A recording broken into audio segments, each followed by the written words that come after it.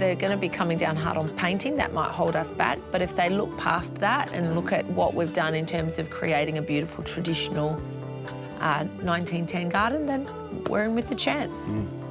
The judges walked through your gate and found themselves in yet another very beautiful and very different looking garden today.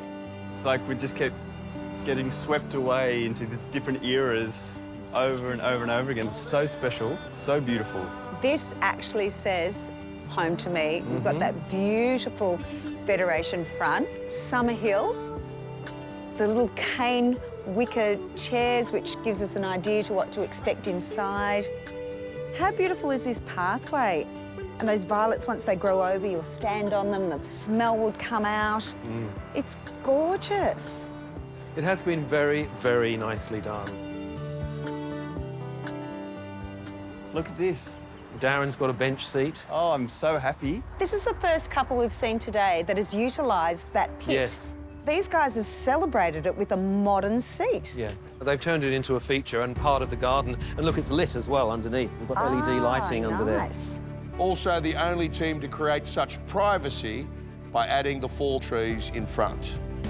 The way they're going to join up together but then also fall down, that's going to give this incredible privacy at the front, but also the greenery right on the outside so they're not taking away from the inside. Speaking of privacy, look, solar panel, security camera in your front garden. I imagine that's hooked to some sort of system.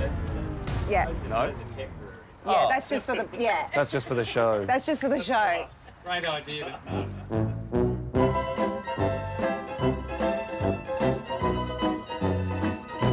Got anything else to say, Darren? No. Neil Whittaker thinks that you have delivered a very contemporary garden, blended with the heritage of the home, very deliberately and very effectively. For me, the only negative note is what's right behind you.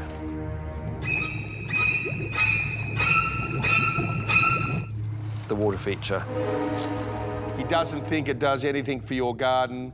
It's aesthetically, Go on, Scotty. He's a good one, isn't he? It's aesthetically, I can't even say it. It's not that nice to look at. It's a bit tired and generic. Doesn't sit with the period. It's at odds. Even if they had a traditional bird bath, it would have actually really suited it.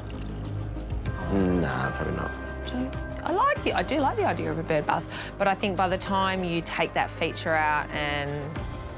No, I've got too much to do. I've got too much to do. So I've got bigger fish to fry than a water feature, honestly. But Darren said... My heart belongs to Summer Hill because this is quaint, it's sweet, it's contemporary, it's got layers. It's really beautifully nuanced, but it's also super coherent.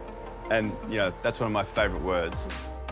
He reckons this garden is another massive value add for your home.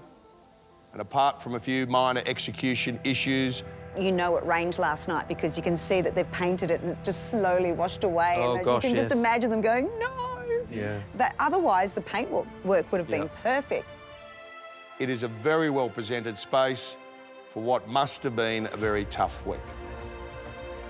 Up on the deck and sitting on the very comfortable chairs and looking back out, Darren commented... It's going to be really quite a spectacular view back at the street as well, especially with this big canopy there. I mean, it's going to feel quite secluded and private and tranquil. Yeah. I just wish that I wasn't sitting here looking at that water feature. Get rid of it. Neil recommends you swap out the water feature and you will have a perfect front garden. That's it.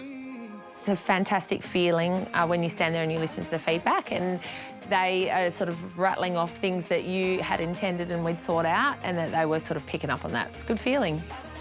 We're hitting the marks. Yeah. Well done!